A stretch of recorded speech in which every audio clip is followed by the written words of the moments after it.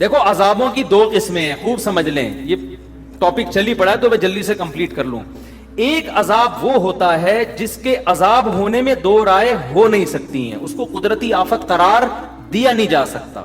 وہ اللہ پراپر ارادہ کرتا ہے کہ میں اس قوم کو تباہ کرنا چاہتا ہوں اور اس کی کوئی سائنٹیفک لاجک نہ بھی ہو تو میں کیا کر دوں گا، اس کو تباہ کر دوں گا. جیسے قوم عاد پہ عذاب آیا، قوم لوط پہ عذاب آیا، قوم سمود پہ عذاب آیا. وہ جو عذاب آیا نا قوم لوط قوم سمود پر، پیغمبر بتاتے، نوح علیہ السلام کی قوم پہ عذاب آیا، اس وقت بارش کا ان کی محکمہ موسمیات والوں کے ہاں دور دور تک کوئی بھی انتظام، کوئی بھی امکان نہیں تھا. یہی وجہ ہے کہ قرآن کہتا ہے نوح علیہ السلام جب کشتی تیار کر رہے تھے تو قوم مذاق اڑاتی تھی کہ نہ کوئی قریب میں دریا ہے نہ سمندر ہے، اور اس موسم میں ویسے بھی بارش نہیں ہوتی، کبھی بھی بارش نہیں ہوئی ہے، دور دور تک بادل کا کوئی ٹکڑا نظر نہیں آ رہا، اور یہ ایسے ڈرے بیٹھے اتنی بڑی کشتی بنا رہے ہیں جیسے پتہ نہیں کیا ہونے والا ہے. تو نوح علیہ السلام نے کیا کہا، ان تسخروا منا فإنا نسخر منکم، تم مذاق اڑاؤ ان قریب ہم تمہارا مذاق اڑائیں گے. کیا نوح علیہ السلام کا سائنسدانوں سے رابطہ تھا، محکمہ موسمیات والوں سے؟ وہی کے ذریعے اللہ بتا رہا تھا کہ ان کی باتوں میں نہ آئے، میں اپنی قدرت سے بغیر کسی سبب کے ایسی بارش برساؤں گا کہ اس میں ہلاک کروں گا، اور صرف نافرمان ہلاک ہوں گے، ایک نافرمان بھی نہیں بچے گا، سارے نیک لوگوں کو بچا لوں گا میں. یہ ایسا عذاب ہے جس کی کوئی سائنٹیفک لاجک بولو نہیں ہے. یہ قرآن سے ثابت ہے کہ اس طرح بھی ہوتا ہے. قوم عاد پہ جو عذاب آیا، فلما رأوه عارضا مستقبلا فلما رأوه عارضا کیا ہے وہ آیت بھائی، فلما رأوه عارضا مستقبل اودیتهم قالوا هذا عارض ممطرنا. جب انہوں نے بادل کا ٹکڑا، وہ حضرت ہود علیہ السلام بار بار قوم سے کہہ رہے تھے کہ اب عذاب آ رہا ہے، اب میں جا رہا ہوں بستی چھوڑ کر، اب کیا آ رہا ہے، اللہ کا عذاب. تو یہ وہی کے ذریعے بتایا نا، محکمہ موسمیات والوں کے ذریعے نہیں بتایا. تو وہ قوم ہنسنے لگی، پھر دیکھا واقعی کالے بادل آ رہے ہیں، تو اس قوم نے کہا یہ تو بادل ہیں جو نارمل بادل ہوتے ہیں، پانی برسے گا، یہ عذاب کہاں ہے؟ تو انہوں نے کیا، بل ہوا کیا ہے، هذا عارض قال بل هو ما استعجلتم به ريح فيها عذاب الیم. بارش نہیں ہے، یہ وہ عذاب ہے جس کی تم جلدی مچا رہے تھے، اور اس سے پانی کے بجائے پتھر برسیں گے آسمان سے. تو یہ وہ تھا کہ اس وقت جاپان کے سائنسدان بھی بیٹھے ہوئے ہوتے ہیں نا، محکمہ موسمیات والے، وہ بھی یہ کہتے ہیں یار اس کی کوئی سائنٹیفک لاجک نہیں ہے. بالکل ایسا ہی ہے جیسے عیسیٰ علیہ السلام بغیر باپ کے پیدا ہو گئے، کوئی لاجک ہے اس کی سائنٹیفک؟ یہ اللہ اپنی قدرت دکھاتا ہے، کوئی سبب موجود نہیں ہے مگر اس نے حضرت عیسیٰ کو بغیر باپ کے حضرت مریم کے بطن سے پیدا کیا. پھر ان کی پاک دامنی کا اعلان بھی کروا دیا، لوگ نے انگلیاں اٹھانا شروع کر دی. بچہ ماں کی گود میں کبھی بھی نہیں بول سکتا، لیکن عیسیٰ ابن مریم ماں کی گود میں بولنے لگے، انی عبد اللہ، میں ولد الزنا نہیں ہوں، اللہ کا بندہ ہوں، اور عام انسان بھی نہیں، اللہ کا پیغمبر ہوں. آتانی الکتاب، اور عام پیغمبر بھی نہیں، مجھے انجیل ملے گی، باقاعدہ پیغمبر یعنی صاحب کتاب پیغمبر ہوں، اور مجھے توحید کا حکم دیا گیا. تبھی بہت سارے جو اس وقت یہودی تھے وہ آپ پر ایمان لے آئے، اور پھر وہ جانتے تھے کہ مریم پاک دامن، یہ خاندان کتنا پاک دامن. تو اللہ پھر نا وہ ساری باتیں انلاجیکل ہو رہی ہوتی ہیں، وہ ساری باتیں. تو قوم سمود پہ جو عذاب آیا، قوم عاد پہ جو عذاب آیا، لوط علیہ السلام کی قوم پہ عذاب آیا کہ تھوڑے سے لوگوں کو اللہ نے نکالا اور پوری قوم کو الٹا کر کے تباہ کر دی، اور پتھروں کی بارش بھی برسائی آسمان سے. تو اس طرح کے عذاب اب بھی آ سکتے ہیں، لیکن جب اس طرح کے عذاب آتے ہیں تو اس میں میجورٹی نافرمانوں کی ہلاک ہوتی ہے. جیسے یہاں جو ہلاک ہوئی نا، سارے نافرمان ہلاک ہوئے اور سارے نیک لوگوں کو اللہ نے بچا لیا. کچھ عذاب ایسے ہوتے ہیں جن کے بارے میں ہمارے لیے یہ دعویٰ کرنا کہ یہ واقعی عذاب ہے یا آزمائش ہے، یہ ہمارے لیے ممکن نہیں ہے. سمجھ میں آ رہی ہے بات؟ یہ وہ عذاب ہیں جن کی کوئی نہ کوئی لاجک ہوتی ہے، جو دنیا میں ہمیشہ سے آ رہے ہیں. حضرت عمر رضی اللہ تعالیٰ عنہ کے دور میں قحط پڑا ہے، شدید ترین قحط پڑ گیا. اتنا زبردست قحط پڑا کہ حضرت عمر نے چور کی سزا ہی ختم کر دی. سمجھ میں آ رہی ہے بات کہ بھائی اگر ہم چور کا ہاتھ کاٹیں تو بھوک سے لوگ مر رہے ہیں, چوری نہیں کریں گے تو کیا کریں گے وہ؟ حالانکہ ہاتھ کاٹنے کا حکم کس نے دیا ہے؟ قرآن نے. کیا حضرت عمر قرآن کی آیت کا انکار کر سکتے ہیں؟ لیکن انہوں نے کہا نہیں بھائی ابھی یہ سزا جاری نہیں ہو سکتی, بھوک سے مر رہے ہیں.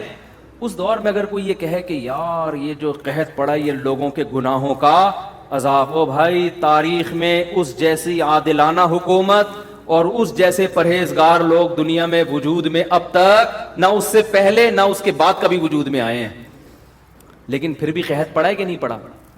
اس دور میں کوئی کہہ دیتا یہ خدا کا عذاب ہے نافرمانی پر, تو یہ عذاب نہیں ہے, یہ کیا ہے؟ یہ آزمائش ہے. اب سوال پیدا ہو تو اللہ کو کیا ضرورت تھی لوگوں کو آزمائش میں ڈالنے کی؟ تو بھائی اللہ کی باتیں کس سے پوچھی جائیں گی؟ اللہ سے پوچھی جائیں گی نا. اللہ جو کام کرتا ہے لا یسأل عما یفعل, قرآن میں اللہ نے بتا دیا میں جو کروں گا مجھ سے نہیں پوچھا جائے گا میں کیوں کر رہا ہوں, تم جو بھی کرو گے تم سے پوچھا جائے گا. اب اللہ نے سیلاب بھیج دیا نا, یہ اللہ نے بھیجا ہے, اللہ سے نہیں پوچھا جائے گا اللہ کیوں بھیجا. ہم سے پوچھا جائے گا جب آ گیا اتنے لوگ مر گئے تم نے مدد کیوں نہیں کی ان کی, یہ ہم سے پوچھا جائے گا کہ تم نے اپنی. اگر کوئی کہے کہ اللہ نے کوئی سندھ کی عوام پہ اتنا ترس آ رہا تھا تو اتنا بڑا عذاب بھیجا کیوں اللہ نے, تو اس کا مطلب آپ سوال کس سے کر رہے ہو؟ اللہ سے کر رہے ہو. تو اللہ سے نہیں پوچھا جائے گا, پوچھا ہم سے جائے گا. تو اللہ نے تو جو کرنا ہے وہ کرے گا, پوچھا ہم سے جائے گا کہ تمہاری جو اس موقع پہ ذمہ داری تھی وہ تم نے پوری کی ہے یا نہیں کی. تو میں دوسری قسم جلدی اس کو ڈیفائن کر دوں. تو یہ قسم وہ ہوتی ہے جو نیچرل ہے, جو دنیا میں ہمیشہ سے ہو رہی ہے, چاہے عادلانہ حکومت ہو یا ظالمانہ حکومت ہو. قحط بھی دنیا میں آتے ہیں, نارمل ہے, بارشیں بھی رک جاتی ہیں, زلزلے بھی آتے ہیں. اب جاپان میں جو صبح و شام زلزلے آ رہے ہیں اس کا یہ مطلب نہیں ہے کہ جاپانیوں نے کوئی الگ سے ظلم دنیا میں کیا ہوا ہے, وہ تو پٹے ہیں بیچارے اس سے. ہیروشیما اور ناگاساکی کے بم کے مارے ہوئے لوگ ہیں, تو آنا تو ان پہ چاہیے تھا زلزلے, جو امریکہ پہ آنا چاہیے تھا نا, جنہوں نے ہیروشیما کو اور ناگاساکی کو تباہ کیا. آ کس پہ رہا ہے؟ اب وہ قیامت کے دن اللہ سے کہیں اللہ ٹھیک ہے ہم کافر تھے, ہم چنگ پونگ کرتے تھے, لیکن ہم تو آدھی سزا تو ہمیں دنیا میں ہی مل گئی تھی ہیروشیما اور ناگاساکی پہ, تو پھر بھی عذاب آ رہے ہیں. تو ہم کیا کہیں گے بھائی جو پہاڑی علاقہ ہے اس میں زلزلے زیادہ آتے ہیں. سوات مردان میں زلزلے زیادہ آتے ہیں, کراچی میں کم آتے ہیں. بدماشیاں کراچی میں زیادہ ہیں, سوات مردان میں کیا ہیں کم ہے. لاہور میں تو ماشاءاللہ کوئی لاہوری بیٹھے ہو تو پیشگی معذرت, سب سے کم زلزلے کہاں آتے ہیں؟ میرے خیال ہے لاہور میں آتے ہیں. تو یہ نیچرل ہے. اب دیندار آدمی کیا کرتا ہے؟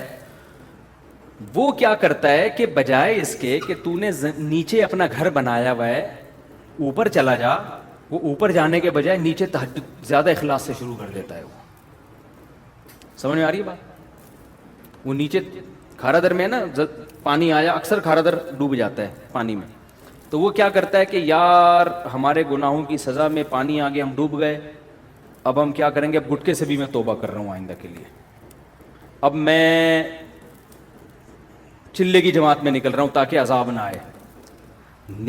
نکلنا تو چاہیے بھائی, گٹکا بھی چھوڑنا چاہیے, لیکن اللہ تعالیٰ نے دنیا کو دارالاسباب بنایا ہے. تو سب سے پہلے آپ کی ذمہ داری کیا ہے کہ آپ اس ریزن پہ غور کریں یہ سزا ہمیں ملی کیوں ہے. آپ کراچی میں نشیبی جگہ پہ کیوں رہتے ہو بھائی؟ اوپر کیوں نہیں چلے جاتے آپ؟ اس پہ بھی لوگ, اور یہ بھی جرم ہے گناہوں, اگر یہ گناہ کی وجہ سے عذاب آیا ہے نا تو نیچے رہنا بھی ایک گناہ ہے. کہ جب آپ کو پتا ہے ملک میں ڈیم ہے نہیں, جن کے پاس وسائل ہیں, جن کے پاس وسائل نہیں ہیں وہ تو بیچارے مجبور ہیں نا, جن کے پاس وسائل ہیں میں ان کی بات کر رہا ہوں. جب آپ کو پتا ہے کہ نیچے ہمارے ملک میں ڈیم نہیں ہے اور تباہی آتی ہے تو آپ کو خود بھی تو خیال کرنا چاہیے نا.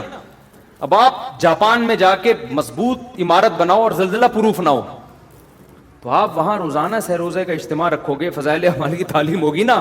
جو کافر شراب پی رہے ہیں نا نائٹ کلب میں, وہ بچ جائے گا زلزلے میں, آپ کیا ہو جاؤ گے؟ انا للہ ہو جائے گا آپ کا. تو اس میں اللہ کا قصور نہیں ہے, اس میں قصور کس کا ہوگا؟ آپ کا. کہ جب آپ کو پتا ہے کہ اس جگہ زلزلے زیادہ آتے ہیں, آپ نے زلزلوں سے بچنے کی کوشش کیوں نہیں کی؟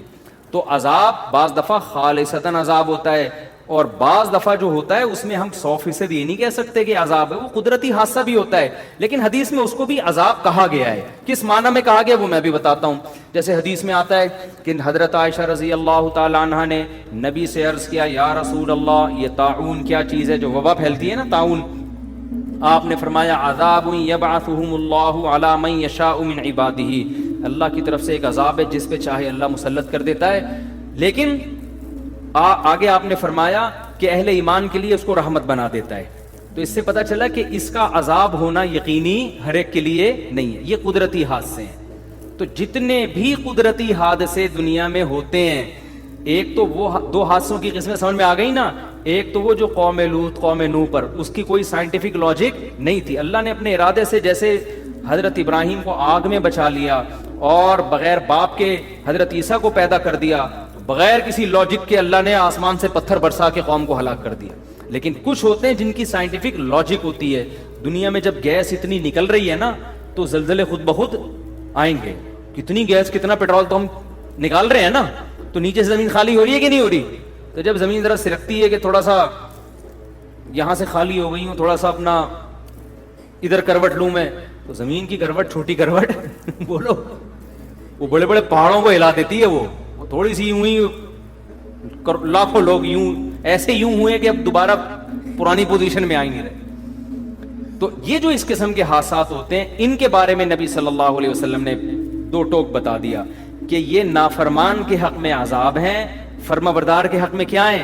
رحمت۔ تو سندھ کی عوام یا بلوچستان یا کے پی کے میں جو مصیبتیں آئی ہیں، تو نیک لوگوں کے لیے کیا ہے؟ یہ رحمت ہے، برے لوگوں کے لیے کیا ہے؟ یہ عذاب ہے۔ تو ہر قدرتی حادثہ وہ برے کے لیے عذاب ہوتا ہے، نیک کے لیے کیا ہوتا ہے؟ رحمت۔ اس سے پتہ چلا ہے کہ وہ نیک پر بھی آ سکتا ہے، اس سے کیا پتہ چلتا ہے؟ وہ نیک پر بھی آ سکتا ہے۔ اب اسی میں آپ دیکھ لیں جو دینداروں کی حماقتیں، جب یہ کورونا پھیلا ہے نا تو اس میں لوگوں نے کیا باتیں کرنا شروع کر دی تھی۔ میں بہت عرصے بعد کورونا پہ آیا ہوں، لیکن اب یہ ٹاپک کو سمجھانے کے لیے کہ جی مسجدوں میں نہیں آئے گا یہ کورونا،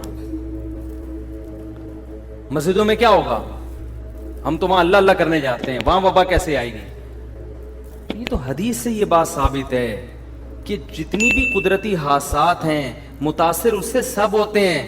تبھی تو نبی نے فرمایا مومن کے لیے وہ رحمت بن جائے گی اور کافر کے لیے وہ عذاب بن جائے گی، نافرمان کے لیے عذاب بن جائے گی۔ تو نبی نے یہ تو نہیں کہا حضرت عائشہ سے کہ یہ طاعون اللہ کا عذاب ہے جس سے صرف کافر متاثر ہوگا، مومن کو یہ کچھ بھی نہیں کہے گی۔ یہ کہا نبی نے؟ کب کہے گی اس کو بھی، لیکن اس کے جب وہ تکلیف میں آئے گا تو گناہ معاف ہوں گے، مرے گا تو شہادت کا درجہ ملے گا۔ کیا خیال ہے؟ تو اس سے پتہ چلتا ہے بھائی وہ سینما گھر میں بھی جائے گی وبا، چاہے وہ کورونا ہو یا طاعون ہو، وہ مسجد میں بھی اسی اسپیڈ سے آئے گی جس اسپیڈ سے سینما گھر میں جا رہی ہے۔ تو لہذا اگر سینما گھر میں احتیاط کرنی ہے تو کہاں ہے؟ مسجد میں بھی اسی طرح احتیاط کرنی ہے۔ اب آپ یہ کہہ سکتے ہیں کہ جب نبی نے کہہ دیا کہ یہ وبا یہ رحمت ہے مسلمانوں کے لیے، تو رحمت تو لینی چاہیے نا، تو اس سے بچنا تو نہیں چاہیے۔ لہذا جب یہ رحمت ہے تو پھر تو طاعون کو گلے لگانا چاہیے۔ کوئی کووڈ کا مریض ہے، وہ ایک بندہ تھا نا کورونا کے دنوں میں سگریٹ پی رہا تھا نا، کش لے رہا ہے، دھوئیں نکال رہا ہے بڑے بڑے سانس بھر کے، تو ایک بندہ اس کے پاس گیا، لڑکوں کی عادت ہوتی ہے نا جاتے ہی اس کے ساتھ کھانے میں شریک ہو جاتے ہیں، تو یہ گیا جاتے ہی سگریٹ لے کے کش لگایا اور کہا مجھے لگ رہا ہے تو بڑی ٹینشن میں ہے، میں چاہ رہا ہوں تیری ٹینشن میں تیرے ساتھ شریک ہو جاؤں۔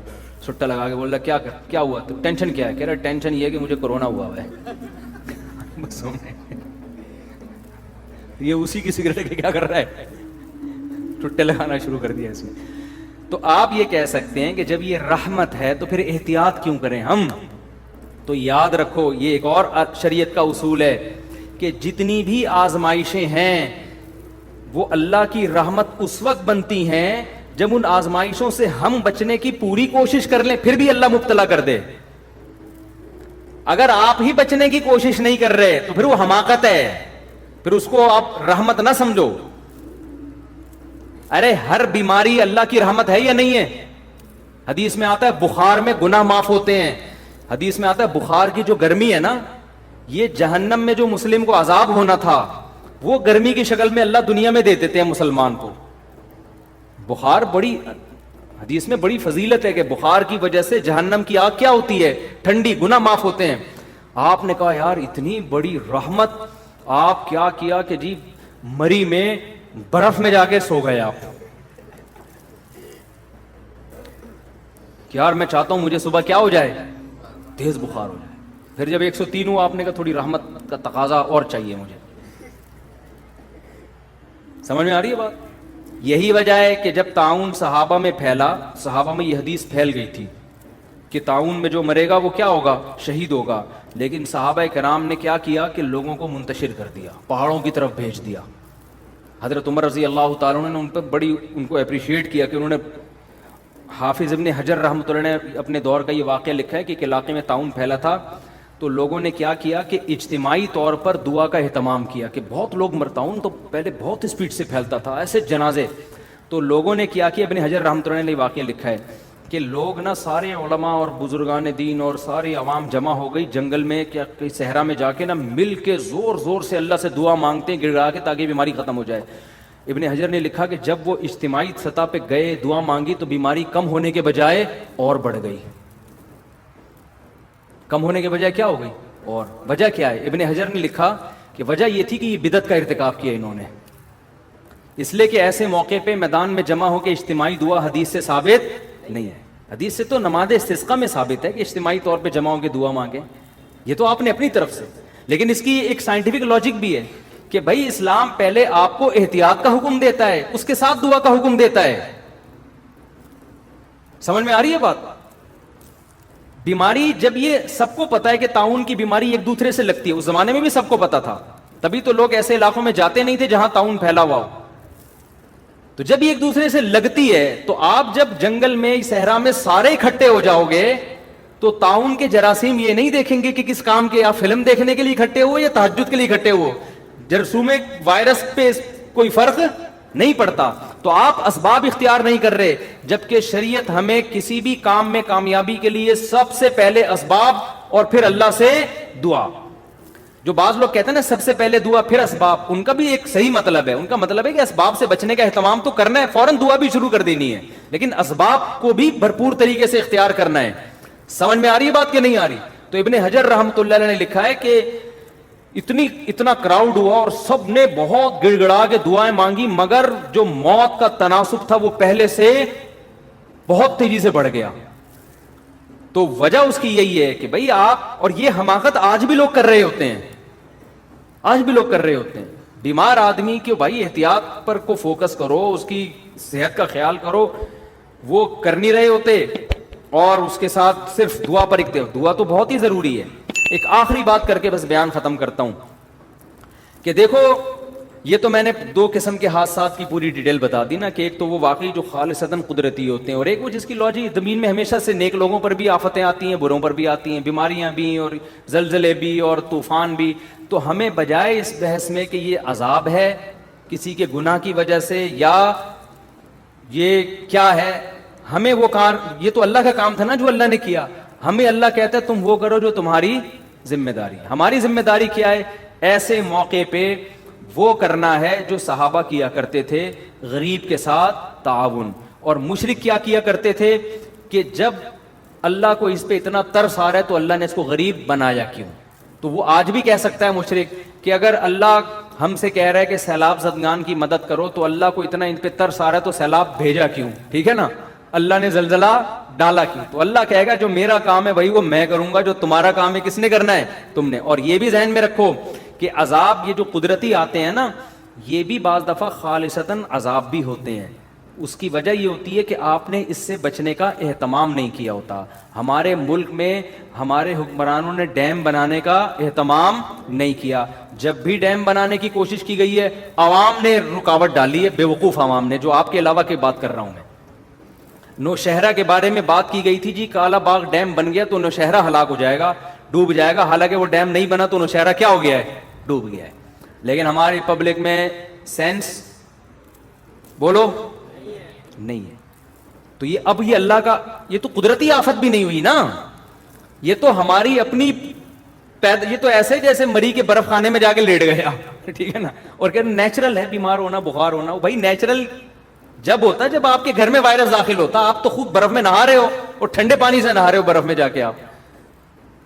تو یہ تو حماقت ہے. تو دنیا میں ہر جگہ، امریکہ میں اس سے زیادہ بارشیں ہوتی ہیں، وہاں کیوں نہیں ہوتا؟ تو ہم نے تو کوئی انتظام. اور ایک فلسفی کا بیان آیا تھا کچھ دن پہلے کہ ہمارے ملک میں ڈیم ہے نہیں اور یہ مولوی لوگ بچے پیدا کرنے کی ترغیبیں دے رہے ہیں. کچھ دن پہلے ان کا بیان آیا. ڈیم ہے نہیں, پانی ہے نہیں اور بچے پیدا کرنے کی. میں نے کہا اس پاگل کو دیکھو, ابھی بھی کہہ رہے ہیں ہمارے ملک میں پانی نہیں ہے. کوئی ایک بچہ بتاؤ جو پانی کی کمی سے ہلاک ہوا ہو. فضول قسم کے, پاگل قسم کے لوگ اللہ نے ہم پہ مسلط. یہ ہمارے وہ ہیں جو بڑے بڑے اسکالرز ہیں, فلسفی ہیں. او خدا کے بندے, تو اس کو ایک ہی تو نعمت ملی ہوئی ہے, نسل بھی روک دیں گے تو بچے گا کیا ہمارے پاس؟ اتنا پانی زمین کی رگوں میں سیلاب میں داخل ہوا ہے نا کہ نکالتے نکالتے تھک جاؤ, یہ ختم ہونے والا نہیں ہے. وہ جو چیف جسٹس کا بیان آیا تھا نا پرانا, کہ اتنے لیٹر پانی روزانہ ہم زمین سے نکال رہے ہیں اور بچوں کی سپیڈ بہت تیزی سے ہے اور اتنا پانی ختم ہو رہا ہے. میں نے اس پر بیان دیا تھا, یہ پانی نکلنے کی سپیڈ تو بتا رہے ہیں, زمین میں پانی جا کتنا رہا ہے اس پہ انہوں نے کوئی رپورٹ پیش کی نہیں ہے. بے وقوفوں والے کام کر رہے ہو یار تم. ہمارے حکمرانوں کی اللہ معاف فرمائے ابھی حالت پتہ ہے کیا ہے, کہ یورپ اور امریکہ کی وفاداری میں ان سے بھی 2 ہاتھ آگے نکل گئے. وہ بھی کہہ رہے ہیں یار اتنے ماڈرن تو ہم نہیں ہوئے جتنے تم ہو گئے ہو, ایسی باتیں تو ہم نہیں کرتے جیسی تم کر رہے ہو, یہ دلائل تو ہم نہیں دیتے جو دلائل تم دے رہے ہو. میرے بیان پہ کسی نے کمنٹس کیے ہوئے تھے کہ مولوی بچے پیدا کرنے کی ترغیب دے رہا ہے اور اس وقت دنیا میں سب سے بڑا مسئلہ ہی آبادی کا بڑھنا ہے. بھائی یہ باتیں انگریز نہیں کر رہا, انگریز سے پوچھو گے, وہ یونائٹڈ نیشن کی رپورٹ ہے کہ اس وقت دنیا میں آبادی کا ریشو خطرناک حد تک گر گیا ہے. سالوں کے پاس نہ کمبختوں کے پاس کوئی رپورٹ ہے, نہ گورے کا پتہ کہ وہ کہہ کیا رہا ہے, اور بیٹھ کے بس مولوی کا بیان آ گیا نا تو سمجھتے ہیں دقیانوسی پر مبنی ہوگا. یونائٹڈ نیشن کی رپورٹ ہے یہ بی بی سی میں شائع میں نے خود پڑھی ہے کہ بچوں کی جو گروتھ ریشو ہے نا وہ خطرناک حد تک گر گیا ہے. دیکھو آپ یہ نہیں دیکھا جاتا دنیا میں آبادی کتنی ہے, یہ دیکھا جاتا ہے گروتھ ریشو کتنا ہے. وجہ اس کی یہ کہ دنیا میں ایک اسٹیبل لائف کے لیے بوڑھوں کا اتنا ریشو, اس کے مقابلے میں جوانوں کا اس سے ڈبل کم از کم ریشو ہونا چاہیے کم سے کم, تاکہ وہ بوڑھے قوم پہ بوجھ نہ بنے.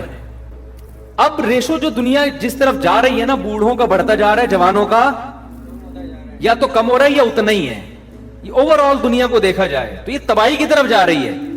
تبھی تو امریکہ, کینیڈا اور اتنے بڑے بڑے ملکوں میں بچوں کے پیدا کرنے پر کوئی پابندی نہیں ہے, وہ تو پیسے دے رہے ہیں یار. آسٹریلیا میں بچہ پیدا کرنے پر پیسے ملتے تھے تو پاکستانیوں نے اس کے علاوہ سارے کام چھوڑ دیے وہاں جا کے. تو آسٹریلیا نے لا چینج کر لیا کہ یار یہ کمبخت تو آگے کچھ کر ہی نہیں رہے سوائے بچے پیدا کرنے کے.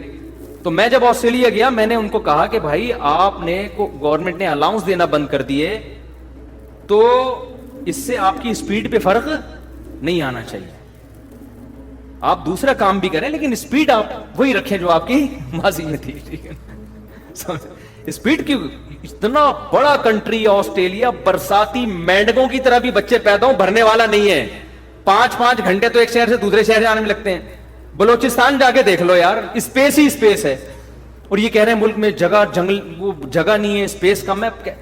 گراؤنڈ کراچی سے حیدرآباد چلے جاؤ نا, اتنی اسپیس ہے. آدمی کہتا ہے کتنی بھی اسپیڈ سے, اور پوری دنیا کو دیکھو تو کیا ہوگا حال. بالکل ان کو صرف مولویوں سے نفرت ہے. یہ سمجھتے ہیں مولوی پڑھے لکھے نہیں ہیں, ان کو معلومات نہیں ہے. بھائی جو چیز مشاہدے سے نظر آ رہی ہے اس میں کیا آپ کو کیلکولیشن کرنے کی ضرورت ہے. تو فضول قسم کی باتیں. تو وہ ایک نے پھینک دی تھی ہمارے چیف جسٹس صاحب نے کہ زمین سے اتنا پانی, اتنے, وہ کیلکولیشن بتاتا ہوں اتنے کروڑ گیلن نکل رہا ہے بیٹا, اب تو مر گئے اگلے سال. کمبختو جا کتنے کروڑ گیلن رہا ہے. ابھی جو زمین کی رگوں میں اس بارشوں میں پانی گیا ہے نا, نسلیں پی سکتی ہیں یہ پانی. اور اگر ڈیم بنے ہوئے ہوتے کتنی بجلی پیدا ہوتی. اس میں جو ہے نا آپ جو مچھلیوں کی جو بریڈ کتنی کر سکتے تھے, اس میں 20 کام ہو سکتے ہیں. سارا زور کروڑوں روپے کا سرمایہ بچوں کی سپیڈ روکنے پر لگایا ہوا ہے, جو پیسہ آپ کا وہاں خرچ ہونا چاہیے. حتیٰ کہ روکا جا رہا ہے نسل کو کہ بچے تعلیم یافتہ نہیں ہوں گے لہذا 2 ہی اچھے. اور آپ کو پتا ہے ایجوکیشن پہ اتنا خرچ نہیں ہو رہا جتنا فیملی پلاننگ پہ خرچ ہو رہا ہے.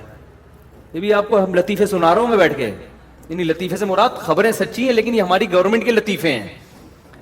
یعنی تعلیم کے نام پہ نا کہ بچے کم ہوں گے تو ایجوکیٹڈ ہوں گے, تو اس میں فیملی پلاننگ کے لیے جو بجٹ رکھا ہے نا تاکہ بچے ایجوکیٹڈ ہوں, وہ ایجوکیشن کے لیے اتنا بجٹ نہیں ہے.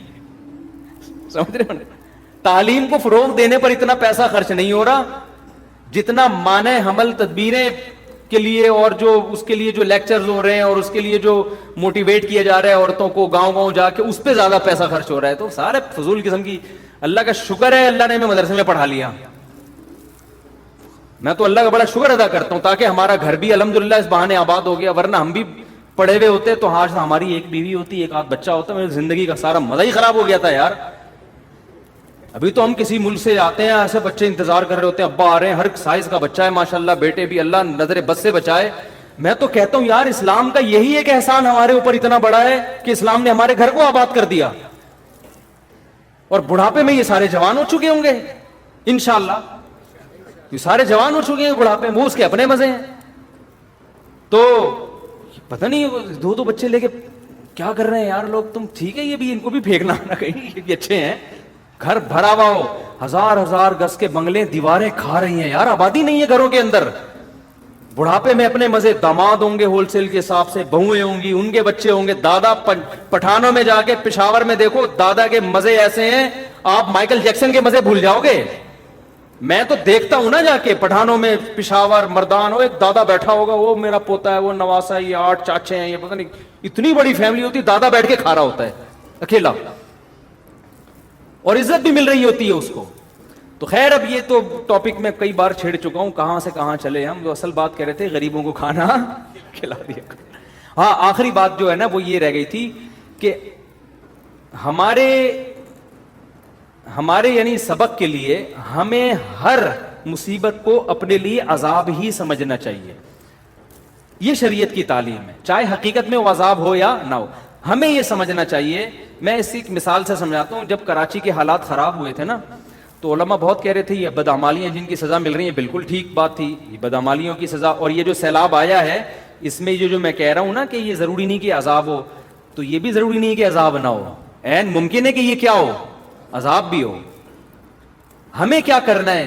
تو ہمارے حضرت فرمایا کرتے تھے کہ ہم میں سے ہر آدمی کو سوچنا چاہیے دنیا میں کہیں بھی آفت آئے تو ہمیں یہی سوچنا چاہیے یہ عذاب ہی ہے, اور کسی اور کے گناہوں کی سزا نہیں بلکہ میرے گناہوں کی سزا ہے.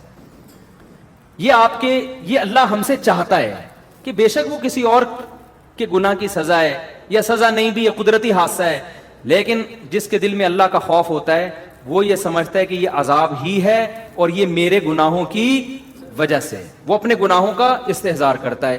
دیکھو نبی سے بڑھ کر دنیا میں کوئی ہو سکتا ہے؟ حدیث میں آتا ہے جب بھی مدینہ میں گہرے بادل آتے تھے آپ صلی اللہ علیہ وسلم خوف زدہ ہو جاتے اور مسجد میں جا کے دعائیں مانگنا شروع کر دیتے. حالانکہ گہرے بادل آنا کیا ہے, نیچرل ہے, اور نبی سے تو کوئی گناہ ہوتا ہی نہیں ہے. لیکن جس کے دل میں تقوی اللہ کا خوف ہوتا ہے نا, وہ تو نبی یہی سمجھتے تھے. پھر نبی جا کے دعا مانگتے, اے اللہ تو نے مجھ سے وعدہ کیا ہے کہ جب تک میں ان کے درمیان موجود ہوں تیرا عذاب نہیں آئے گا. حالانکہ مدینہ میں تو اب بھی بادل آتے ہیں. تو اس سے پتہ چلتا ہے کہ جس کے دل میں خوف ہوتا ہے بھائی, وہ تو ہر مصیبت کو اپنے گناہ کی سزا سمجھتا. تو سمجھنا ہمیں, یہ تو میں نے ایک نالج کے لیے ایک پورا بیان کیا. جب کراچی کے حالات خراب ہوئے تھے, بہت قتل و غارت ہو رہا تھا, حضرت بار بار ہمیں نصیحت کرتے تھے کہ دیکھو یہ گناہوں کا عذاب ہے جو کہ کسی اور کے گناہوں کا عذاب. اپنے بارے میں انسان خوش فہمی میں مبتلا ہو جاتا ہے, میں تو بڑا نیک ہوں, میں تو تہجد گزار ہوں, میں تو نمازی ہوں, میں تو حاجی ہوں, میں تو یہ ہوں. فرمایا سمجھو یہ میرے گناہوں کا عذاب ہے. تو حضرت کہتے ہیں میں یہ سمجھتا ہوں مجھ سے کوئی کوتاہی ہوئی ہے جس کا یہ عذاب ہے. تو استحضار ہم سب کو یہی کرنا چاہیے. کچھ بھی آفت آ رہی ہے اپنے گریبان میں جھانکے, بھائی شاید یہ میرے سے کوئی غلطی ہوئی ہے جس کا یہ عذاب. اگر کوئی عالم بہت نیک ہے, کوئی گناہ نہیں ہو رہا اس سے, وہ یہ سمجھے میں تبلیغ میں کوتاہی کر رہا ہوں, جتنا میرے ذمے تھا حق بیان کرنا میں اتنا حق بیان نہیں کر رہا, جس کی وجہ سے یہ عذاب ہے. تو سمجھنا ہم سب کو یہی چاہیے کہ یہ میرے گناہوں کی سزا ہے, لہذا اللہ سے توبہ اور استغفار کرنا چاہیے. اس کا فائدہ کیا ہوگا؟ اگر یہ واقعی آپ کی گناہوں کی سزا ہے توبہ استغفار سے معاف ہوگی, نہیں ہے تو توبہ استغفار کرنے پہ کوئی ٹیکس لگتا ہے کیا؟ آپ کے درجات کیا ہو جائیں گے؟ بلند ہو جائیں گے, اللہ کی نظر میں مقام بڑھ جائے گا. اللہ کہے گا سزا اس کو ملی ہے, گناہ اس کے تھے, اور یہ بندہ میرے کتنا خوف رکھتا ہے کہ یہ سمجھ رہا ہے کہ یہ میرے گناہوں کی, اس سے اللہ کا قرب آپ کو کیا ملے گا؟ اور زیادہ ملے گا. اللہ تعالیٰ سمجھنے کی عمل کی توفیق عطا فرمائے. آپ کو پتہ ہے سورہ یونس جو ہے یہ مکی صورتوں میں سے ہے, ابتدائی اسلام میں نازل ہونے والی صورتوں میں سے ہے. تو بار بار یہ بات میں نے عرض کی ہے کہ مکہ کی صورتوں میں احکام کم ہیں. آپ نے سورہ بقرہ میں بہت سارے احکام پڑھے, سورہ نساء میں بہت سارے احکام پڑھے, لیکن ان صورتوں میں جو مکہ میں ہے نا, ان میں آخرت کی باتیں, عقیدہ توحید, آخرت سے ڈراوا, نبی صلی اللہ علیہ وسلم کی نبوت کے دلائل, یہ ٹاپک بہت زیادہ ہے. تو یہاں بھی ایسا ہی ہے, ان کو بت پرستی سے نکالنے کی کوشش کی جا رہی ہے اہل مکہ کو, کیونکہ جب تک آپ ایک خدا کو حاکم حقیقی معنوں میں نہیں مانتے, آپ اس کے حکم کو کیسے فالو کرو گے؟ تو ان کو اس دلدل میں, جس بت پرستی کی دلدل میں وہ پھنسے ہوئے ہیں, اس دلدل سے قرآن نکال رہا ہے, مختلف طریقوں سے ان کو سمجھا رہا ہے. اچھا, مشرکین یہ مانا کرتے تھے کہ اصل جو کائنات کو پیدا کرنے والا اور ہمیں روزی دینے والا وہ خدا ہی ہے, لیکن خدا نے ان بتوں کو بھی اختیارات دے رکھے ہیں, یہ بھی اللہ کے نیک بندے ہیں جن کی ہم نے مورتیاں بنائی ہوئی ہیں. اصل تو وہ مانتے تھے کہ سب کچھ اللہ کا بنایا ہوا, یہ پتھر کے بنے ہوئے بت, یہ تو ان کو ہم نے اپنے ہاتھوں سے بنایا, یہ دنیا میں کیا بنا سکتے ہیں. تو قرآن نے نا اسی بات کو, جس کو وہ مانتے تھے, ان کی زبان سے بار بار ریپیٹ کروایا ہے. جیسے ہم کہہ رہے ہوتے ہیں نا کہ جب آپ کا کسی سے مناظرہ ہو رہا ہوتا ہے یا آپ کی کسی سے بحث ہو رہی ہوتی ہے, تو کچھ باتیں ایسی ہوتی ہیں جو آپ کا مد مقابل بھی مانتا ہے, لیکن ماننے کے بعد پھر وہ اس میں گڑبڑ کرنا شروع کر دیتا ہے. تو سامنے والے کو قائل کرنے کے لیے کیا ہوتا ہے کہ آپ وہی بات اس کی زبان سے بار بار اگلواتے ہیں. جب اگلواتے ہیں تو اس کے دل میں ایک خود بخود ایک فکر پیدا ہوتی ہے کہ یار جب میں اتنی بڑی حقیقت مانتا ہوں تو اس کا تقاضا یہ ہے کہ میں وہ بات بھی مانوں جو سامنے والا کہہ رہا ہے. تو قرآن یہاں بھی یہ کہہ رہا ہے کہ مشرکین سے بار بار کہلوا رہا ہے کہ بتاؤ بارشیں کون برساتا ہے, آسمان اور زمین سے روزی کون دیتا ہے. تو اللہ نے اپنے نبی کو حکم دیا, یہ بات بار بار مشرکین سے کہیں گے نا, وہ بار بار کہیں گے اللہ کرتا ہے, اللہ کرتا ہے, اللہ کرتا ہے. تو جب بار بار ان کی زبان سے یہ لفظ نکلے گا اللہ کرتا ہے, تو پھر نبی کو حکم دیا بتاؤ کہ پھر پوچھتے ان کو کیوں ان پتھروں کو. تو یہ بھی ایک حق کو دل میں اتارنے کا ایک بہترین طریقہ ہے کہ آپ سامنے والے سے بار بار وہ بات اگلوائیں جو ہمارے اور اس کے درمیان متفق ہے, جس میں ہم دونوں کا اتفاق ہے. اس کی مثال ایسے ہے جیسے قرآن نے اہل کتاب کو کہا کہ تعالوا الی کلمۃ سواء بیننا وبینکم, اے اہل کتاب آؤ ایسی بات کی طرف جو ہمارے تمہارے درمیان مشترک ہے. تمہاری کتابوں میں وہی بات لکھی ہے جو ہماری کتابوں میں لکھی ہے, تو ان اتفاقی چیزوں پہ آؤ ذرا مضبوطی سے. وہ کیا ہے؟ اللہ نعبد الا اللہ, تمہاری کتابیں کہتی ہیں کہ اللہ کے سوا کسی کی عبادت نہیں ہوگی, ہم اللہ کے ساتھ کسی کو شریک نہیں کریں گے.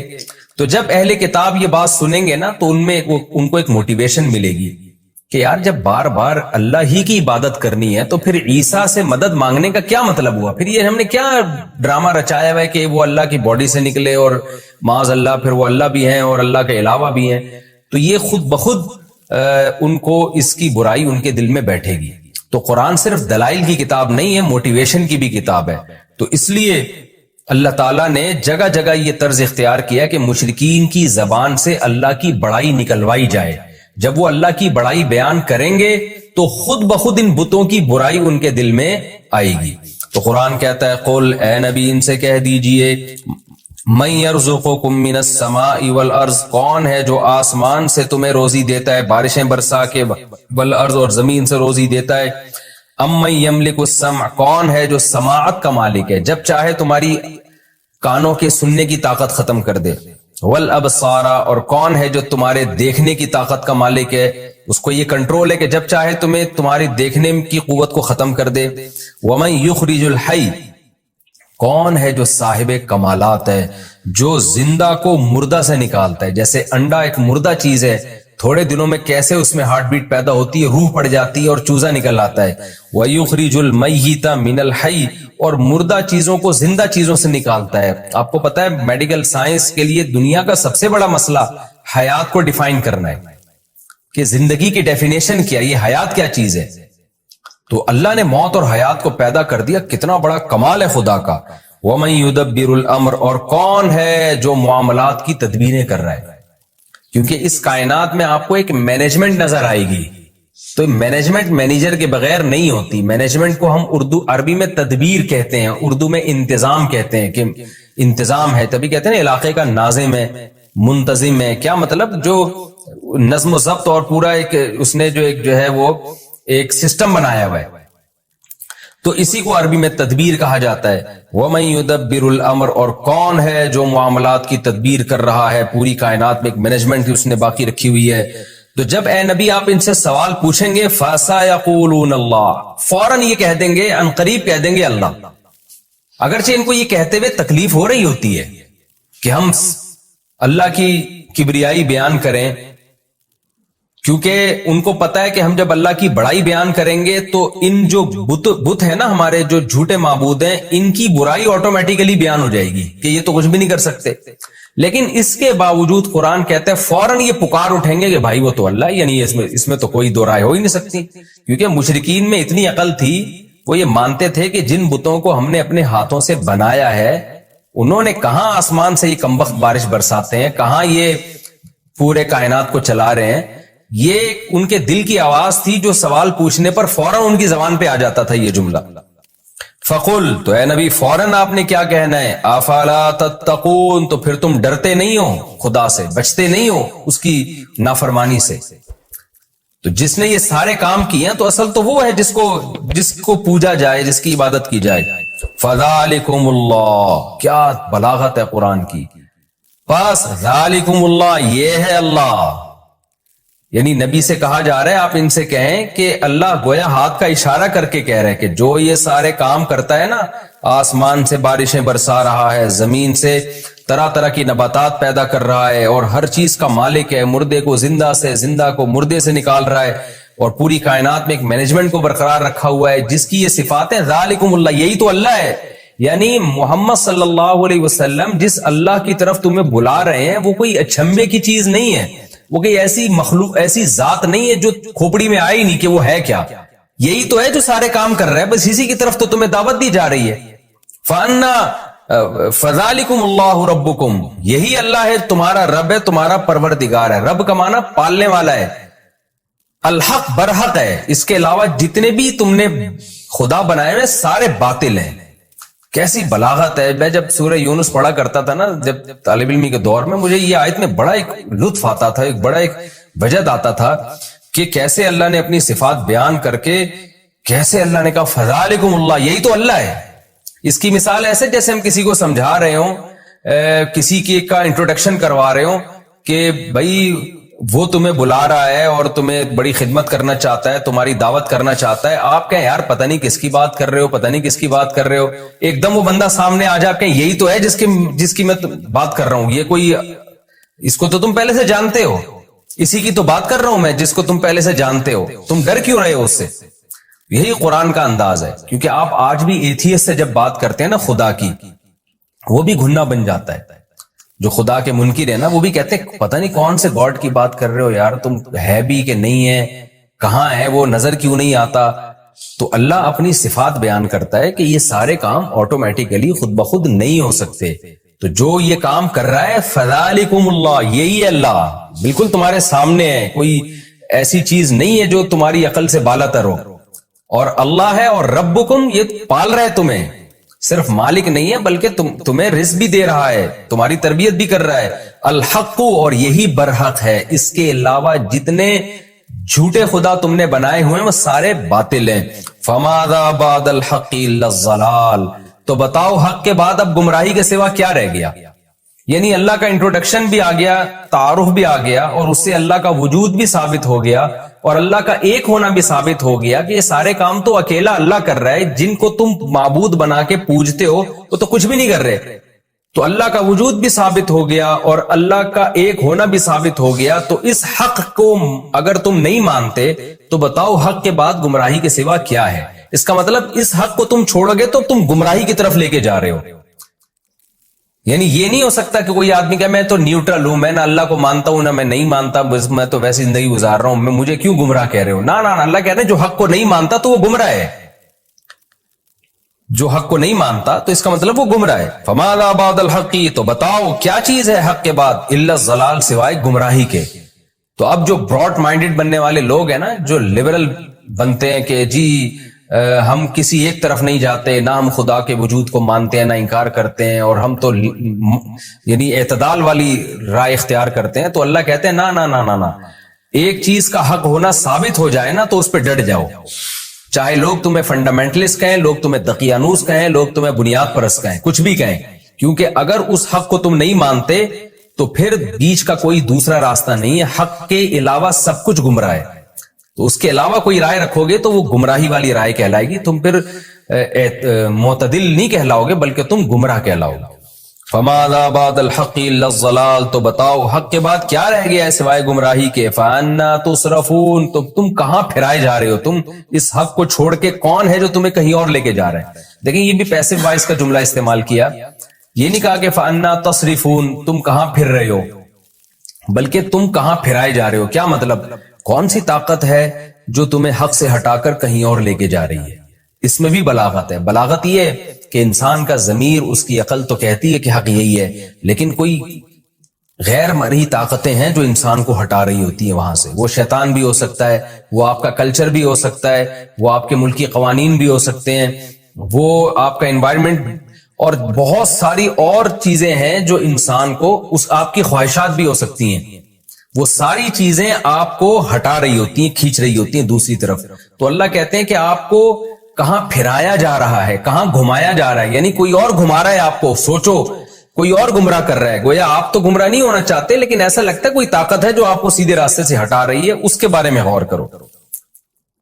كذلك حقت كلمۃ ربك على الذين فسقوا، اسی طرح جو فاسق لوگ ہیں، حدود کو کراس کرتے ہیں۔ حدود کا کیا مطلب؟ عقل کی بھی ایک حد ہے، ضمیر کی بھی ایک حد ہے، لیکن وہ تمام حدود کو کراس کر کے گمراہی کی طرف جو لوگ جاتے ہیں تو ان لوگوں پر اسی طرح رب کا کلمہ ثابت ہو جاتا ہے۔ وہ کلمہ کیا ہے کہ لا یؤمنون، یہ لوگ ایمان نہیں لے کر آئیں گے، یہ کلمہ ان پر ثابت ہو جاتا ہے، اللہ کا کلمہ، کہ یہ ہٹ دھرم لوگ سب کچھ مان کے بھی کہ اس کائنات کو چلانے والا اللہ، پیدا کرنے والا اللہ، اس کے بعد بھی وہ گمراہی کا راستہ اختیار کرتے ہیں۔ تو دیکھو اس طرح سے اللہ کی بات ان پر ثابت ہو جاتی ہے، لیکن کن پر؟ جو حدود کو کراس کرتے ہیں۔ قل هل من شرکائکم من یبدأ الخلق ثم یعید، اے نبی ان سے کہہ دیجئے، مزید سوال پوچھیں کہ تمہارے جو معبود ہیں ان میں کوئی ایسا ہے جو مخلوق کو پہلی مرتبہ جس نے پیدا کیا ہو، ثم یعیدہ، پھر اس کو دوبارہ بھی پیدا کرے میدان حشر میں؟ تو فرسٹ ٹائم بھی نہ کسی نے پیدا کیا اور دوبارہ پیدا کرنا تو سوال ہی پیدا نہیں ہوتا۔ قل اللہ، آپ ان سے کہہ دیجئے اللہ ہی ہے، یبدأ الخلق، جو مخلوق کو پہلی دفعہ پیدا کرتا ہے، ثم یعیدہ، پھر دوبارہ بھی پیدا کرے گا۔ اچھا یہاں آپ ایک بلاغت کا نقطہ دیکھیں، جب پہلے سوالات کیے گئے تھے کہ جو کون ہے جو آسمان سے روزی برساتا ہے، کون ہے جو زندہ کو مردہ سے نکالتا ہے، تو قرآن نے کہا فوراً یہ کہیں گے فَسَيَقُولُونَ اللَّهُ، اللہ یہ کام کرتا ہے۔ لیکن یہاں پر کیا ہے؟ جب ان سے سوال پوچھا گیا کون ہے جس نے مخلوق کو پہلی دفعہ پیدا کیا اور دوبارہ بھی پیدا کرے گا، اب یہاں قرآن نے یہ نہیں کہا کہ فَسَيَقُولُونَ اللَّهُ، یہ فوراً کہیں گے اللہ۔ وجہ اس کی یہ تھی کہ دوبارہ پیدا کرنے کے یہ قائل نہیں تھے بہت سارے مشرکین، وہ کہتے تھے پہلی دفعہ تو اللہ نے پیدا کیا، دوبارہ نہیں کرے گا، تو اس لیے اللہ نے اپنی بات بھی آگے بڑھا دی کہ صرف فرسٹ ٹائم نہیں ہے، دوبارہ بھی میں پیدا کروں گا۔ تو اس لیے اللہ نے کہا کہ اے نبی آپ خود ان کو بتا دیں، اب یہاں یہ جواب نہیں دیں گے، اب آپ ان کو بتا دیں کہ جیسے فرسٹ ٹائم خدا نے پیدا کیا ہے، دوبارہ بھی اللہ ہی پیدا کرے گا۔ یہ جو تمہارے بت ہیں پتھر کے بنے ہوئے اور جو جھوٹے خدا ہیں، نہ انہوں نے مخلوق کو پہلی دفعہ پیدا کیا اور نہ یہ دوبارہ پیدا کرنے پر قدرت رکھتے ہیں۔ قل هل من شرکائکم من یبدأ الخلق، کہہ دیجئے تمہارے معبودوں میں کون ہے جو فرسٹ ٹائم مخلوق کو پیدا کرتا ہے، ثم یعیدہ، پھر دوبارہ پیدا کرے گا۔ قل اللہ یبدأ الخلق، پھر آپ خود بتا دیں، یہ تو چپ چاپ بیٹھے رہیں گے، آپ ان کو بتا دیں اللہ ہے یبدأ الخلق، جو مخلوق کو پہلی دفعہ پیدا کرتا ہے، ثم یعیدہ، پھر اس کو دوبارہ بھی لوٹائے گا، دوبارہ بھی پیدا کرے گا۔ فأنا تؤفکون، تو تم کہاں پھرائے جا رہے ہو؟ دوسری دفعہ چلو پیدا کرنے کے قائل نہیں، لیکن فرسٹ ٹائم تو مانتے ہو نا اللہ نے پیدا کیا، تو اس اللہ کو چھوڑ کر کن جھوٹے خداؤں کے پیچھے لگے ہوئے ہو؟ قل هل من شرکائکم من یہدی الی الحق، یہ بھی بڑی دلچسپ آیت ہے۔ آپ بتا دیجئے تمہارے معبودوں میں کون ہے ایسا ہے، من یہدی الی الحق، جو حق کی طرف رہنمائی کرتا ہے۔ جتنے جھوٹے خدا دنیا میں ہیں، کوئی گائیڈنس ہے؟ وہ ہمیں بتا سکتے ہیں کہ صحیح کیا ہے غلط کیا ہے؟ اور جو اللہ ہے وہ تو ہمیں حق بتا رہا ہے، وہ بتا رہا ہے زنا بری چیز ہے، نکاح بری چیز نہیں ہے، سود بری چیز ہے، تجارت بری چیز نہیں ہے، شراب بری چیز ہے، اور حلال اور پاکیزہ اموال بری چیز نہیں ہے۔ وہ تو ہمیں جگہ جگہ گائیڈ کر رہا ہے، رشتہ داری توڑنا بری چیز ہے، جوڑنا اچھی چیز ہے۔ وہ ہمیں نماز بھی بتا رہا ہے کہ ایسے رب کی عبادت کرنی ہے، حج ایسے کرنا ہے، قربانی ایسے کرنی ہے۔ گائیڈنس آپ کو اسلام میں جگہ جگہ گائیڈنس ملے گی اور بہترین ہدایت ملے گی۔ تو قرآن کہہ رہا ہے کہ ان سے کہیں کہ ایک تو خدا ہے جو تورات میں، انجیل میں، قرآن میں گائیڈ کر رہا ہے، جس نے ابراہیم علیہ السلام کے ذریعے گائیڈ کیا لوگوں کو، بتایا صحیح کیا ہے غلط کیا ہے۔ اور ایک تمہارے جھوٹے معبود ہیں جو کم بخت ہزاروں سال سے چپ بیٹھے ہوئے ہیں، پھوٹتے نہیں ہیں منہ سے کچھ بھی، اور اگر کوئی ان میں زندہ معبود ہو وہ گائیڈ بھی غلط کر رہا ہوتا ہے۔ تو اب بتاؤ کس سے محبت کی جائے گی، کس کی عبادت کی جائے گی؟ قل هل من شرکائکم، آپ ان سے کہہ دیجئے کیا ہیں تمہارے معبودوں میں سے من، کوئی ایسا معبود ہے، یہدی الی الحق، جو سیدھے راستے کی رہنمائی کرتا ہو۔ یہ یہاں بھی چپ بیٹھیں گے، کیونکہ یہاں بھی یہ فوراً اگر یہ کہہ دیتے نا، یہاں چونکہ ان کو توہین محسوس ہو رہی ہے، اگر کہہ دیں گے نہیں ہمارے معبود تو سیدھے راستہ دکھائی نہیں سکتے، تو ابے بھائی جب تمہارے معبود تمہیں گائیڈ ہی نہیں کر سکتے تو وہ تمہارے رہنما کیسے بن گئے، تمہارے لیڈر کیسے بن گئے، اور ان کو تم فالو کیسے کرو گے؟ فالو لیڈر کو کیا جاتا ہے نا، تو لیڈر ہونے کی صلاحیت ہوگی تو فالو کیا جائے گا۔ تو اس لیے اللہ کو فالو کرو، کیونکہ فالو اس کو کیا جاتا ہے جو سیدھا راستہ دکھا رہا ہو۔ جو بیچارہ خود گائیڈنس کا محتاج ہو وہ لیڈر کیسے بن سکتا ہے، اس کو فالو کیسے کیا جائے گا؟ قل اللہ یہدی للحق، آپ ان کو کہہ دیجئے اللہ ہے جو سیدھے راستے کی طرف رہنمائی کرتا ہے۔ اب قرآن یہ مقدمہ قائم کر کے، یہ دلیل قائم کر کے ایک اور بات پر استدلال کر رہا ہے کہ جو سیدھے راستے کی رہنمائی کرتا ہے بھلا وہ اس بات کا زیادہ حقدار ہے کہ اس کی اتباع کی جائے، یا جو بیچارہ خود جس کے پاس سیدھا راستہ نہ ہو جب تک کہ اس کو کوئی راستہ نہ بتائے۔ تو جو لیڈر ہی گائیڈنس کا محتاج ہے تو عوام اس کو کیسے فالو کرے گی؟ تو فالو اس کو کیا جاتا ہے جس کو سیدھے راستے کا پتہ ہو اور بتا رہا ہو۔ تو یہ صفت اللہ کے علاوہ کسی میں نہیں پائی جاتی۔ اور آج کے حالات میں تو آپ دیکھ لینا، جن قوموں کو ہم فالو کر رہے ہیں وہ خود ہدایت کی محتاج ہیں۔ کیسے کیسے قوانین وہ اپنے ملکوں میں پاس کر رہے ہیں، شراب کو انہوں نے لیگل کیا ہوا ہے، زنا کو لیگل کیا ہوا ہے، یہ تو خود ہدایت کی محتاج ہے، اور آج ہم نے ان کو لیڈر بنایا ہوا ہے۔ تو یہ آیت ان لوگوں کے لیے بھی ہے جو اسلام کو چھوڑ کر، خدا کو چھوڑ کر کسی اور قوم کو اپنا لیڈر سمجھتے ہیں اور اس کو فالو کرتے ہیں اور اس کی اتباع میں عزت محسوس کرتے ہیں۔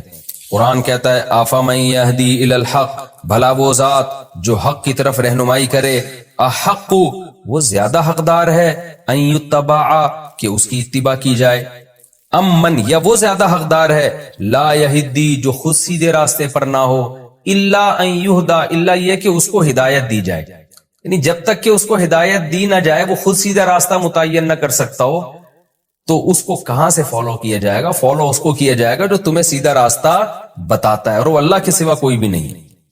فما لکم، تو تمہیں کیا ہو گیا، کیف تحکمون، تم کیسے فیصلے کر رہے ہو کہ خدا کو چھوڑ کر، یعنی خدا کے علاوہ کسی کو بھی آپ لیڈر بنائیں گے نا تو یہ آیت سب پہ صادق آ رہی ہے۔ تو اس لیے قرآن کا یہ دعویٰ ہے کہ فالو صرف اللہ کو کیا جائے گا۔ خوب سمجھ لیں، محمد صلی اللہ علیہ وسلم کو جو فالو کیا جاتا ہے نا، آپ کی ذات کی وجہ سے نہیں، بلکہ اس لیے کہ آپ اللہ کا قانون لوگوں کو بتا رہے ہیں، ورنہ نبی صلی اللہ علیہ وسلم کی شخصیت بھی مقصود نہیں ہے۔ یہ بھی قرآن میں جگہ جگہ مضمون پہلے آ چکا ہے، کیونکہ آپ نے بار بار یہ بات کہی ہے قرآن میں کہ اے نبی آپ ان کو بتا دیجئے کہ میں بھی اس قانون کا پابند ہوں جو مجھ پر لازم ہو رہا ہے، مجھ پر نازل ہو رہا ہے، اگر میں اس کو فالو نہیں کروں گا تو مجھے بھی اللہ کے عذاب کا ڈر ہے۔ تو اس سے پتہ چلتا ہے ہم جو نبی کو فالو کرتے ہیں اس لیے کہ نبی اللہ کے حکام ہمیں بتاتے ہیں، وہ اللہ کی مرضی کے خلاف نہیں چلاتے، ورنہ اصل مقصد جو اسلام کا دعویٰ ہے صرف اور صرف اور صرف اللہ ہی ہے جو اس قابل ہے کہ اس کی اتباع کی جائے، اللہ کے علاوہ کوئی قابل اتباع نہیں ہے۔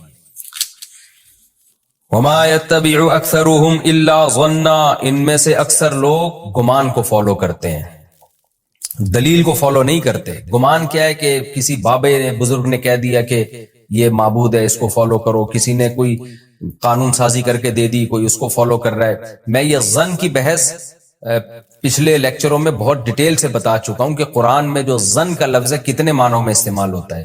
تو یہاں جب ظن ہے نا، اس سے وہ ظن مراد ہے جس ظن کے پیچھے کوئی دلیل نہ ہو. ظن اور گمان کی دو قسمیں، ایک ظن وہ جو ناشی یعنی دلیل ہوتا ہے، اس کے پیچھے کوئی نہ کوئی دلیل ہوتی ہے، اور ایک وہ ظن ہوتا ہے جو اٹکل پچو، وہ ہوائی باتیں، فلاں سے سن لیا، جیسے آج کل ہے نا کالی بلی آگے سے گزر گئی تو یہ ہو جاتا ہے، کوا بیٹھ گیا تو یہ ہو جاتا ہے، جو فضول قسم کی چیزیں جن کے نہ کچھ سر نہ پیر. تو اللہ کہتے ہیں یہ لوگ بھی زیادہ تر ظن ہی کو فالو کر رہے ہیں، اور خدا کو جس کے برحق ہونے کے بے شمار دلائل ہیں اس کو فالو نہیں کر رہے، تو گمان کو فالو کر رہے ہیں. ان الظن لا یغنی من الحق شیئا. تو اس طرح کے جو ظن ہیں جن کی کوئی پیچھے دلیل نہیں ہوتی، یہ حق کا ذرا بھی فائدہ نہیں پہنچاتے، اس سے انسان کبھی بھی حق تک نہیں پہنچ سکتا. ان اللہ علیم بما یفعلون. جو کچھ یہ لوگ کر رہے ہیں اللہ اس سے باخبر ہے. وما كان هذا القرآن ان يفترى من دون اللہ. اور یہ قرآن بھی ایسا نہیں ہے کہ اللہ کے سوا، اللہ کے علاوہ سے گھڑ دیا جائے اس کو، یعنی اللہ کے علاوہ کسی مخلوق کے ذریعے اس کو گھڑ کے لوگوں کے سامنے لا کے پیش کر دیا جائے، کوئی شاعر ہو جو یہ کلام پیش کر دے، ایسا بھی نہیں ہے. ولیکن تصدیق الذی بین یدی. کیونکہ نبی جب یہ قرآن پڑھتے تھے نا تو بلاغت تو اس میں بلا کی ہے، یہ عجیب آیتیں، مشرکین بڑے ہل جاتے تھے اندر سے. قرآن کہتا تھا من یرزقکم من السماء والارض. کون ہے جس نے آسمان اور زمین سے تمہیں رزق دیا؟ کون ہے جو تمہیں سیدھا راستہ دکھاتا ہے؟ تو لیڈر تو وہی ہو سکتا ہے جو سیدھا راستہ دکھائے. تو مشرکین کے ذہن میں ایک وہم آ سکتا تھا، وسوسہ آ سکتا تھا، اور ہر دھرمی میں بھی یہ بات کہتے تھے کہ محمد صلی اللہ علیہ وسلم نے کلام گھڑ لیا ہے اپنی طرف سے، بڑا زبردست خوبصورت کلام کرتے ہیں، ہمارے سامنے دلائل کے انبار لگاتے ہیں، تو یہ بڑے بہترین شاعر ہیں، بڑی بلاغت ہے ان کے کلام میں، گھڑ لیا انہوں نے. تو قرآن اس کا بھی جواب دے رہا ہے کہ یہ شیطان تمہیں خدا کے کلام سے ہٹا رہا ہے. اللہ تم سے کلام کر رہا ہے، باتیں کر رہا ہے، تمہیں سمجھا رہا ہے، اور تم اب جب تمہارے پاس دلائل سے جواب نہیں ہے تو تم کیا کہتے ہو؟ یہ اللہ کا نہیں، محمد صلی اللہ علیہ وسلم کا کلام ہے. قرآن کہتا ہے ایسا نہیں ہے، یہ قرآن ایسا نہیں ہے کہ اللہ کے علاوہ سے گھڑ لیا گیا ہو. ولیکن تصدیق الذی. یہ تو تصدیق کر رہا ہے ان کتابوں کی جو اس سے پہلے گزر چکی ہیں. گڑی ہوئی بات ہمیشہ نہیں ہوتی ہے، پچھلوں کی نقل نہیں ہوتی. وہ تو تورات کا بھی یہی مضمون ہے، انجیل کا بھی یہی مضمون ہے، اور قرآن کا بھی یہی مضمون ہے. اگر محمد صلی اللہ علیہ وسلم نے گڑنا ہوتا نا تو اس کی آیتیں میچ کیوں کر رہی ہوتی ہیں تورات اور انجیل سے؟ ایک بڑے اسکالر گزرے ہیں ہندوستان میں، خطبات بہاولپور کے نام سے، ڈاکٹر حمید اللہ. ان کی بڑی ریسرچ ہے آسمانی کتابوں پہ بھی. انتقال ہو گیا، اللہ ان کی مغفرت فرمائے. خطبات بہاولپور کے نام سے ان کے بڑے زبردست لیکچرز ہیں، میں نے بچپن میں پڑھے تھے. وہ ان کی دنیا میں ٹریولنگ بہت ہے، انہوں نے تورات انجیل پر بھی بڑی ریسرچ کی ہے.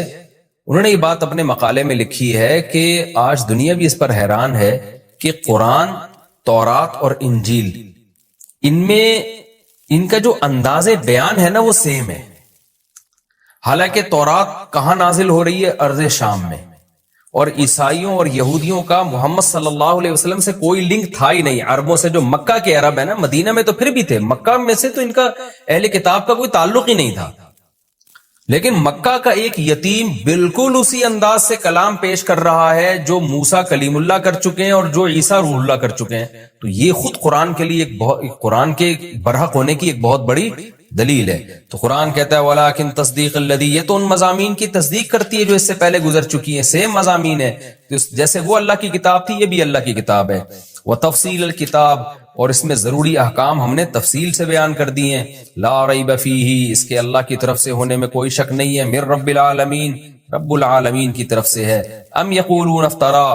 کیا یہ لوگ کہتے ہیں کہ اللہ نبی نے یہ کلام گھڑ لیا ہے؟ قل فاتوا بسورۃ مثلہ. اے نبی ان سے کہہ دیجئے تم بھی اس جیسی کوئی صورت بنا کے لے آؤ. گھڑنے پر تو کوئی تم پہ پابندی نہیں ہے نا، تم بھی ایسا کلام بنا کے لے آؤ، لوگ متاثر ہوں گے، تم بھی جھوٹی نبوت کا دعویٰ کر دو. وادعوا من استطعتم. اور تمہارا تو دعویٰ محمد صلی اللہ علیہ وسلم نے اکیلے بنا لیا ہے. ہم تمہیں چیلنج کر رہے ہیں کہ تم سارے شعراء کو اکٹھا کر لو، سارے خطیبوں کو جمع کر لو، اللہ کے علاوہ جو تمہیں ملتی ہے مخلوق لے آؤ. ان کنتم صادقین. اگر تم اپنے دعوے میں سچے ہو. آگے قرآن کہتا ہے بل کذبوا. اصل بات یہ ہے کہ قرآن کے بارے میں یہ نہیں کہ ان کو دلائل سے لگاؤ کہ یہ جھوٹا کلام ہے، نا نا نا نا. اصل بات یہ ایسی چیز کا انکار کر رہے ہیں لم یحیطوا بعلمہ، کہ ان کے علم میں اس کا احاطہ ہی نہیں کیا ہے. انہوں نے اس کے بارے میں تحقیق ہی نہیں کی، غور و فکر ہی نہیں کیا ہے، گمان سے بس انکار کر رہے ہیں۔ اور دوسری وجہ یہ لما یاتہم تاویلہ، انہوں نے اس انکار کا انجام بھی نہیں دیکھا، وہ آیا ہی نہیں، ان کو سزا ملی نہیں اب تک، اس لیے جب لاؤبالی پن میں انکار کرتے چلے جا رہے ہیں تو اللہ اب ان کو دھمکی دے رہا ہے کہ اے مشرکین عرب، اے مشرکین مکہ، تم قرآن کا انکار مت کرو۔ کیوں؟ کذالک کذب الذین من قبلہم، ان سے پہلے لوگوں نے بھی انکار کیا تھا۔ فانظر کیف کان عاقبۃ الظالمین، دیکھو ظالمین کا انجام پھر کیسا ہوا۔